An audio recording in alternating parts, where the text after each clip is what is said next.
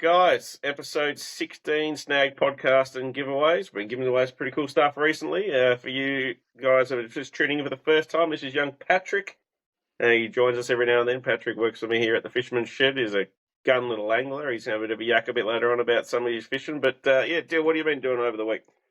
Not too much. Went down to the Huon River with Zabi. Took out the took out the boat and had a little poke around some banks and stuff like that. We had a really good session on the brim. We're using a good old Fish Australia nymph heads in Tangalaxia, which probably wasn't going to be the colour I was going to throw for him, but then Zabi picked him up and he got a couple on him, and then I did the old changeover, and then we had a good little session on the brim. I think we probably managed over 15, and there was probably about four or five that were, your good over 44, good quality brim. So it was a good little trip, and then apart from that, basically just made me way up to Lonnie, so doing some work and stuff like that up Launceston. So gonna be sort of getting back into me roots and fishing some rivers and stuff like that this weekend for trout. So that's gonna be interesting. See how that all goes. But yeah. Yeah, no, look good. I watched the video you guys put up. You guys got some nice fish. It was awesome.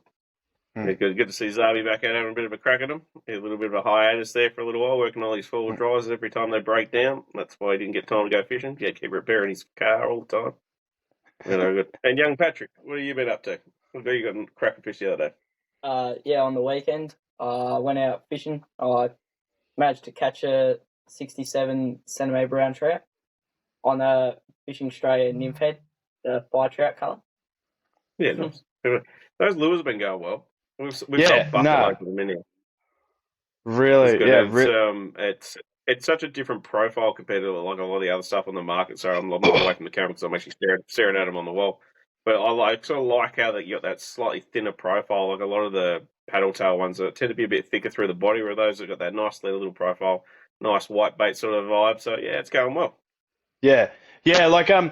When sort of was looking at getting into plastics, like you said, a lot of plastics, they're thicker, which is like great for, your barramundi and your salmon and stuff like that, where you want that wide profile and roll and stuff like that.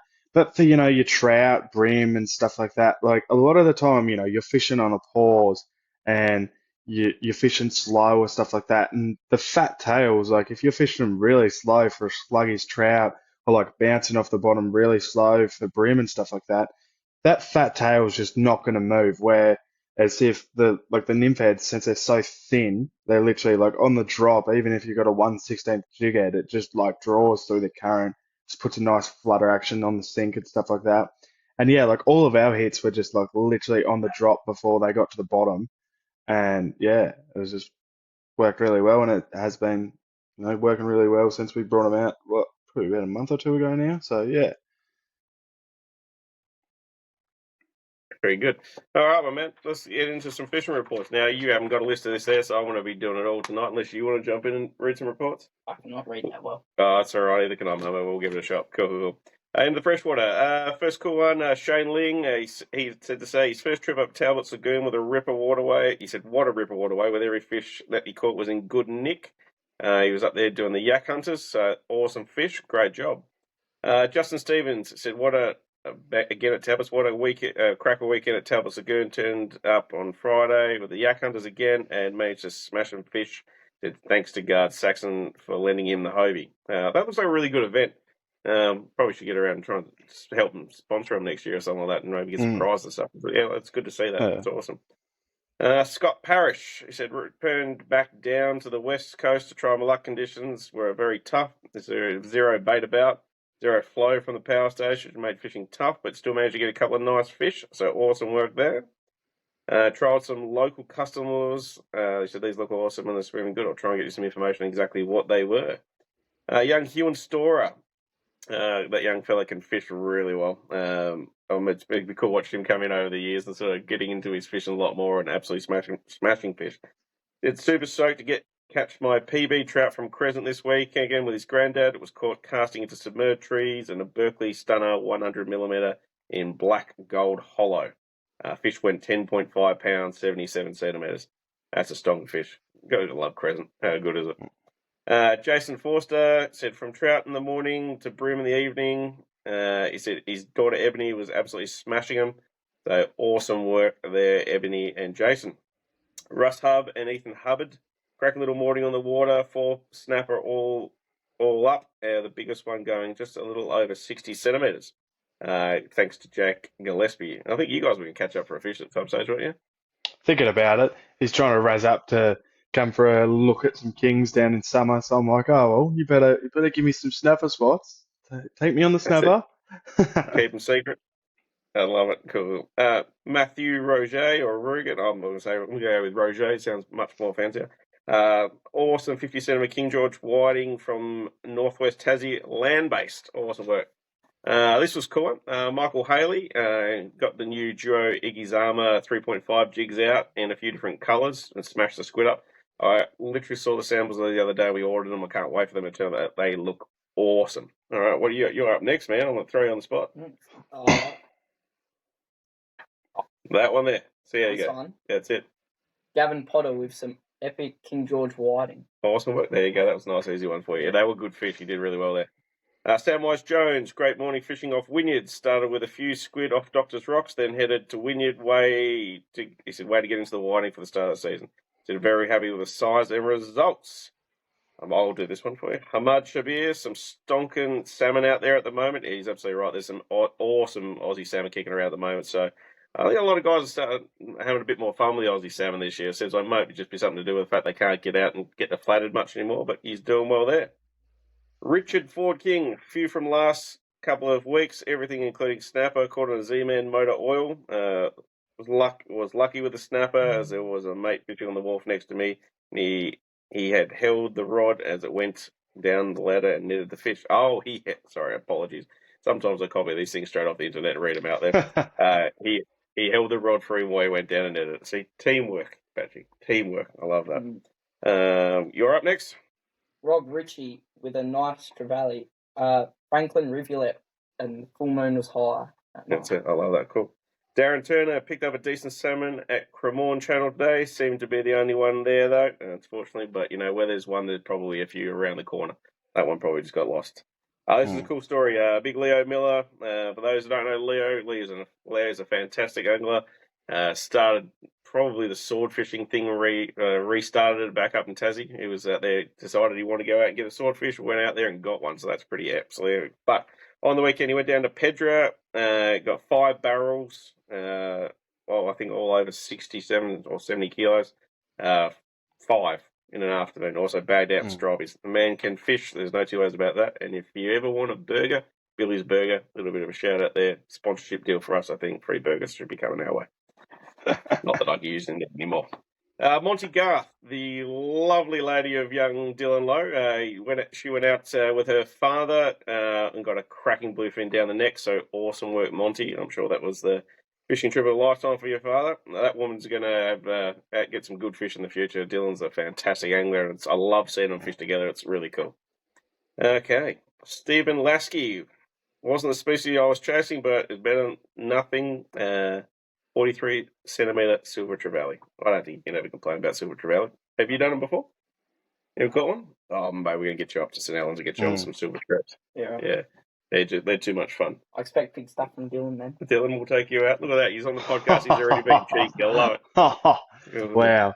No, I mean, that's the one thing I was just like moving to Hobart. It's like, because you never really hear much about trevally in the Derwent and stuff like that. I don't know what the go is with them, but you just never hear much about it. It's like, now St. Helens is like a 3.5 hour drive instead of like a 1.5 hour. Like that's the only downside of it.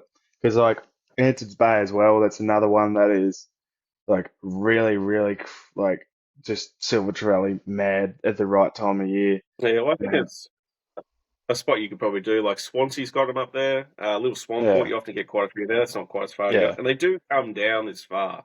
They're just not in the big numbers they get up in Georges Bay. Yeah, but like that's the thing. It's hard though because it's like when you go to chase silver trevally, like you try and get them at the times where you can get them, double ups on the boat and like get up to just like borderline cast after cast after cast, like just get them at that right time in St Helens and stuff like that. That it's like, oh, if you had to put in for a couple of hours to get a trevally down here, it's like I don't even think you'd buy. Yeah, I landed one up in St Helens many years ago, fishing with Andrew Penn. I was up there with a heap of my mates. There's probably about 6 boats total. Just fishing away up in Trevally up there, Trevally Alley up in Georges Bay. Hooked up this one on a plastic, and this thing just took off. It took us 35 minutes to land. It Yeah, literally took us almost back out to the mouth. Thing ended up being 60-something centimetres off the top of it. It was a cracking yeah, big trev. yeah, How the hell we landed this thing on 6 pound, I'll never know. But yeah, I remember yeah. we sat there. I was up the front there doing my full power stance moves. Not the Mm, falling as Pender was driving me up and back the channel trying to catch this thing, like catching tuna. It was off its head. yeah. No, I think there's more fun light tackle fish in Tasmania. They're absolutely epic. Yeah, yeah. I remember. Oh, it would have been a fair few years back, but I saw a photo of one. Like. I don't know whether it ever got put on social media, but there was one from like the north east coast, and the thing was like 68 centimeters to the fork. Like and it was like a big gold. Like you Yeah, know how like some of those silver trevally they'll get full, like sort of goldy sort of areas, like up on the arch and stuff like that. It was like full gold. Like the thing was nuts. Like it was the biggest trevally I've ever seen. yeah, that's awesome. Oh, But very good. Well, I think that's about it. We got fishing report wise this week. It's gonna be a quick one there. Hooch sends his apologies. He's off a busy man, and Dean's a busy man too. That's why we put this man in to replace him. So they will hopefully, fingers crossed, be back next week. Now, if people want to support us, win some epic prizes, how do they do that? well, I was just thinking before you get there, what's the price? Do you have the price? I'm putting you on Oh, the something spot. special. Yeah, Oh, it's pretty good spot. Well, it's a pretty epic lure pack, but I won't tell you people exactly what's in it because there's a few other cool little goodies that we're going to be doing too. So, if you want to be lucky like young Aiden just won himself an epic $600 pack of fishing reel and a few other bits and pieces. He actually came in and collected it today. So he was pretty happy. Funny report, when Hooch gave him a call, he was actually sitting on the toilet. yeah. That's Oh they've dear. learned that today. So you know what? I don't think there's any better way to win yourself $500, $600 lure and reel pack when you're sitting on the toilet having your coffee. Someone's got to do it. But Someone's got to do it. yeah, Look at that Aiden do. www.snag.com.au, get yourself a membership. That gets you into the draw. And yeah, follow us on the socials and stuff like that if you haven't already, because that's usually, if we don't drop them on the podcast weekly, we drop them on there, what we're going to give away, and we do like little videos announcing them, giving them away on there. But I think that's about us. So I think thank we're you. done. That's a nice, quick, simple one. Yeah, All right, thanks for guys. Thanks for watching. tuning in. Grab yourself a membership. Show the support. Love you all. It's not going to work. It's not going to work. It No, never does work. He doesn't I'm even know what giving you're up. talking about. I'm giving up. That's an episode 2 thing. Not no Joe. Nah, No, give up. she's done. Signing out. Right.